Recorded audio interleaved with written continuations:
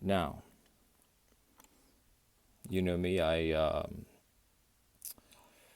love icons. I'm a writer of icons, and I love iconography and can read iconography, which makes it so shocking that in the 1100s, 1200s, and 1300s, we find multiple groups of monks, multiple cloisters of monks, multiple monasteries for centuries incorporating psilocybin mushrooms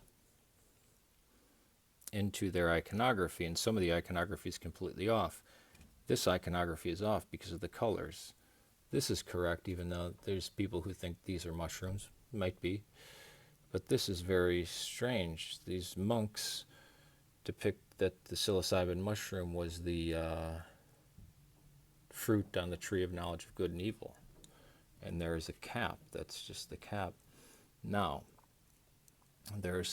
I see on some sites people who don't know about iconography and aren't are not practitioners of ancient Christianity, that they think something like this, a St. Nicholas icon, or the life-giving font, which this is my main one, this in Guadalupe, or my Saint's Day, which is the presentation of Theotokos into the temple, or this odd Western one.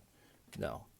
But here it's clear that mushrooms and shrooms were being used in iconography, and actually probably, most certainly used by the iconographers and the monks that were making these manuscripts where these icons appear. Now, this is 1,000 years after Christianity started, after Jesus was crucified. Was Jesus a mushroom? No. In fact, if you read the New Testament and then every single piece of Christian writing from the first 3 centuries and then on into the Middle Ages, you find nothing suggesting that. He was a man, an apocalyptic preacher who his body disappeared when he died. This is the skeptical view. And then, story grew in the telling and he became the Son of God, born of a virgin, blah, blah. That's the hard, scholarly, rationalistic view. But it is amazing that a group of monks, for centuries, in many monasteries, were using psilocybin mushrooms almost as a sacrament. And I find that to be more interesting. But we don't need to lie and say every icon has a mushroom in it. But these are most certainly psychedelic mushrooms. And there's no other answer than they were being used by monastic orders for centuries in Western Europe.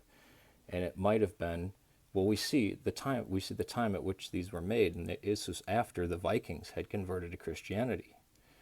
So is this something from Nordic paganism that they just kept and held on to, and when they became monks, they still used psilocybin? Peace to you. But they couldn't write it down. Interesting, huh? No?